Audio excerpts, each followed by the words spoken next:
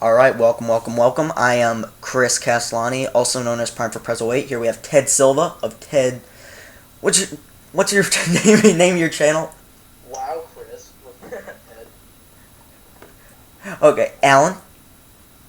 Hello, I'm Alan Good 97. And we also have a friend of mine, Dominic, who is a big movie buff. Hey, good to see you guys. I don't have a YouTube page, but I like to stalk Chris a lot, so... Today we're going to be doing top 5 movies of the summer, and I know the first comment will be, but the summer movie season isn't over. Okay, unless Conan the freaking Barbarian comes out of nowhere and surprises everybody, yes, it's over. I'm sorry, I can't... That looks good.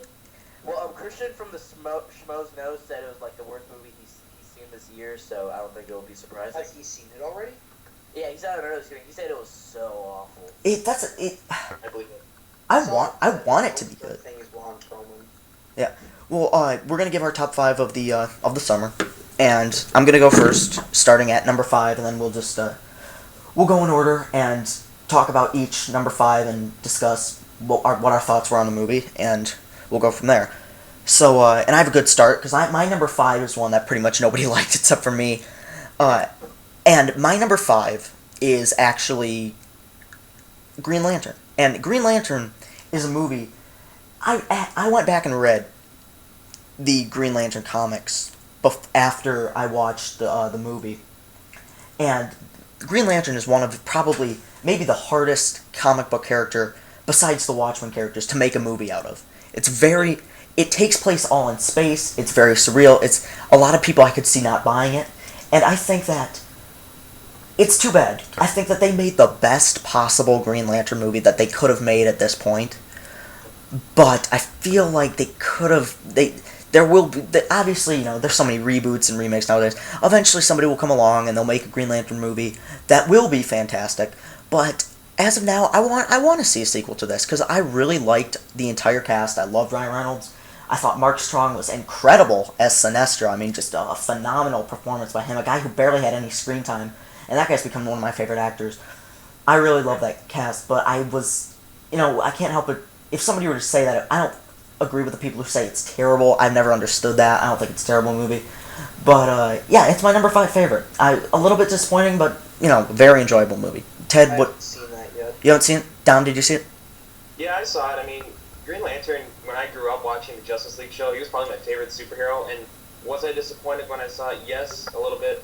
But I agree with you, Chris, though. It is a hard movie to make from that comic, and I applaud them for that. And I do agree, though, with most people. It did have that Iron Man vibe to it. Mm-hmm. It had very, very good comedy, and it was a good movie, though, overall. Yeah, I think the thing that made Iron Man so much deeper is that the thing about Iron Man, and I agree with you, is that Iron Man's action was really effective. Like, you got to know and like all of the characters so much, and by the time you got to, and with Green Lantern, you at the end of Iron Man, when it seems like he's about to die, you want to see these people succeed, but like with Green Lantern, you like Hal Jordan, but everybody else you don't really get to know, and I think I think that there was a disconnect with people, and also I think the villain could have been better, and I think if Mark Strong does become the villain in the next couple, which is what their intention is, if they make a sequel, then maybe that'll be the Green Lantern movie everybody's hoping for. But Parallax looks like a giant diarrhea cloud. That's the thing, is that Parallax is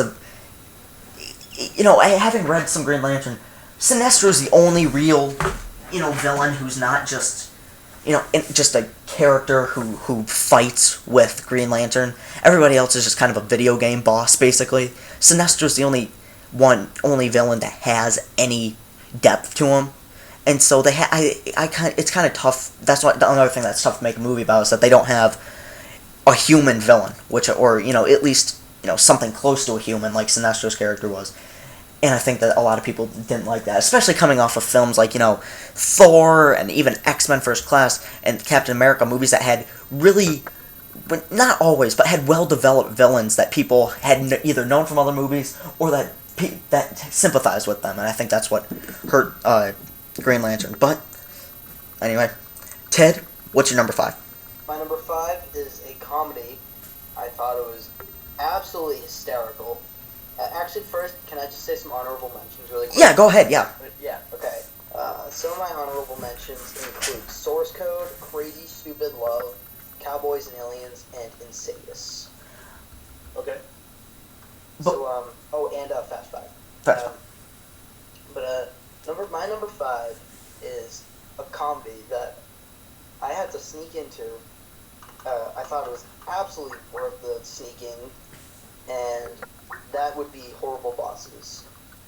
I thought it was absolutely just laugh out loud funny. I honestly thought it was funnier than The Hangover. I thought Charlie Day was like the Zach Galifianakis for that movie, and I just it wasn't realistic, and it could have been like an awesome dark comedy, which it never really became. But I still thought the way the actors played on each other, just like the funniness and the great lines the movie had, I thought the movie was hysterical. Well, I didn't see it. It looked funny. It was funny. You saw it? Yeah, it was hysterical. It was great. Yeah, great cast. But I'm glad to see that somebody put that on that list. Ever since The Hangover, everybody's like, every comedy needs to be raunchy and R-rated. And it's like, no, the reason The Hangover did really well was because it had a really good hook to it. The guys go to a bachelor party, they lose their friend. It's a simple premise, but that's all you need for a comedy. It's a simple premise. And same with Horrible Bosses. It's just like these guys want to kill their bosses. That's the plot, and that works for people. Let's go to Dom. Dom, what is your number 5 favorite movie of the summer? Before I say my number 5, I will say my honorable mention includes X-Men First Class, Green Lantern, and Transformers 3. Mm-hmm. Without further ado, though, my number 5 is one that I don't think you saw, Chris. Did you see Pirates of the Caribbean? I did not. No, I liked it. I mean, I think a lot of people were like, oh, your 4th movie, I don't want to see it. I had enough of the last 2, but I thought, though, they had a strong comeback, and I think taking out Orlando Bloom and Keira Knightley was a good thing. And I think it got me excited for another sequel, to be honest, in a good way, in a really good way. We're still big fans of Orlando Bloom. I can't name the last movie Orlando Bloom was in. I can't either. Three Musketeers, if that means anything. Is he? Yeah, he's in it, and he has a weird wig and mustache, so, that's it. What movie doesn't he have a weird wig and mustache? Yeah, you're right. There's some indie movie with Colin Firth. I think you might have been, you're right. It's called like Main Street or something. Oh yeah, I heard about that. It looks pretty bad. Still, it's like his career's going in reverse. Like, he started out in Lord of the Rings, and now he's like being in smaller and smaller movies. An indie with Colin Firth, even though I like Colin Firth. Yeah, I don't think Three Musketeers is gonna be his comeback. I don't see that happening. I'm not seeing Three Musketeers. I think it looks, unless it gets good reviews, it looks awful. I'm the director of Resident Evil. I don't think it's that good. Oh, is it really? Yeah. Paul, is that Paul W.S. Anderson? Nah. Yep. Paul Worthless Shit Anderson coming to direct those. Why would they hire him? Because did they look at Resident Evil and be like, oh yes, this is a very solid historical drama. Alien vs. Predator is quite the cerebral mind. Yeah. Oh my god, those movies. And Bridesmaids. I think what killed it was Bridesmaids, because a lot of people who, a lot of men, or a lot of women who went to those, Pirates of the Caribbean movies to see Johnny Depp, heard about how funny Bridesmaids was, and were like, you know what? I've already seen 3 Pirates of the Caribbean movies. Let's go see this comedy with chicks. Which, this science fiction movie about girls trying to be funny. Very good historical film. But it's funny.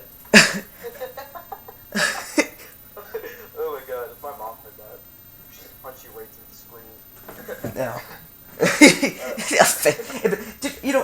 This is off topic, Alan. We're gonna get to you in a sec. But have you ever seen the movie Law Abiding Citizen? Yeah. Okay. I wanted to, but I didn't. That movie has a scene that is one of the greatest death scenes ever, and it just made me think about Fist coming out and punching me. It's when somebody's like, "And we need to stop Gerard Butler, or else he's gonna keep killing people." And then her phone rings. She goes, "1 second," and then she picks up a phone, and literally a bullet comes out of the phone and shoots her in the head. And Jamie Foxx is just standing going, "Oh my god!" It's like, That's right. was such a good death scene. Like when I saw that, I was like, oh. No, but okay. Sorry about that, Alan.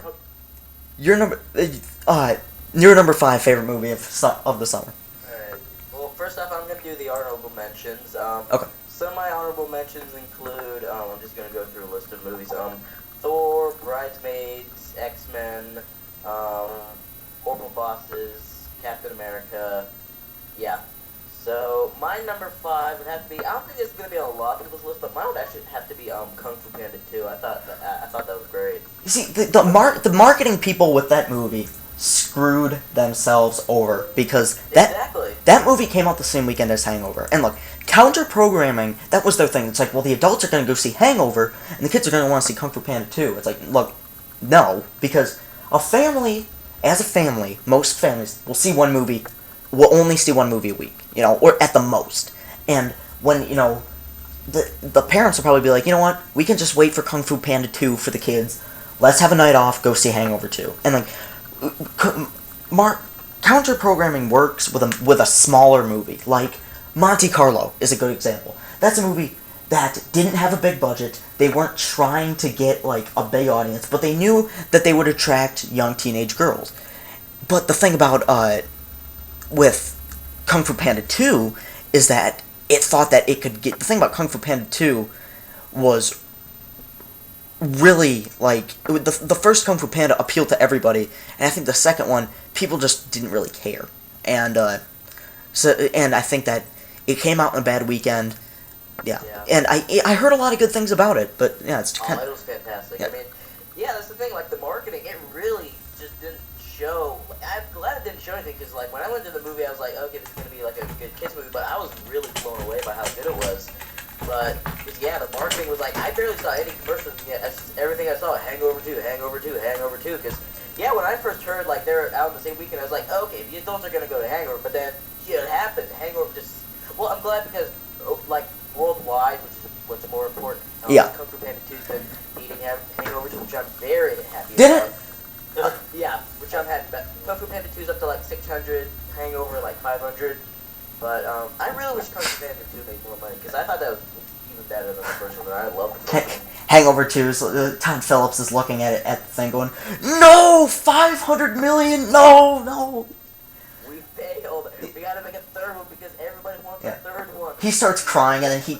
Sucked. I know Chris kind of liked it, but I hated it. I really liked it. I'll go as far as to say I really liked it, because I think, look, the thing about comedies is that, and look, it's lazy. I'm not going to say it's not lazy. It's a lazy movie. I mean, come on. It's a remake of the first one, but in Thailand. I can acknowledge that. But I would be lying if I didn't say I laughed really hard quite a few times during the movie. And the only time that had me crack up was when, spoilers, guys, but when the man lady reveals itself. Oh, yeah. I went... Like, what is it, a horror? What is it, a magic trick? I went to the bathroom and came back, and I saw Stu was just going, oh my god! And I'm like, geez, whoa, what happened? And then I just hear Bradley Cooper go, Stu, it's okay. So she was a dude. Forget it. And then I started laughing, like, after everybody else had been laughing, because I realized what had happened. And they're all like, and everybody looked over at me like, what's so funny? It's like, I finally got the joke. But, I'll go on to my number 4. And honestly, I think I just forgot one, but I will add it as a tie to my number 3 because they're kind of similar movies, but so that's good. But my number 4 is I have Super 8. And well, first I want to say my honorable mentions. My honorable mentions, yeah, I would say X-Men. I don't know, others. I put Hangover 2 in there. And I know I'm leaving something out, but I'll come back to it. Super 8 is my number 4. Totally love Super 8. I think it's... Look, I think that this is a case of a movie that... I don't like a lot of these movies sometimes because it seemed like a movie that was really desperately trying to be like a classic movie. And look, I don't think 20 years down the road people are going to be showing this, around the world. But I think it's an amazing movie. I mean, I will be, but that's just because I'm a big dork. I absolutely love Super 8. I think underrated movie, I would say. I think that most people like it, but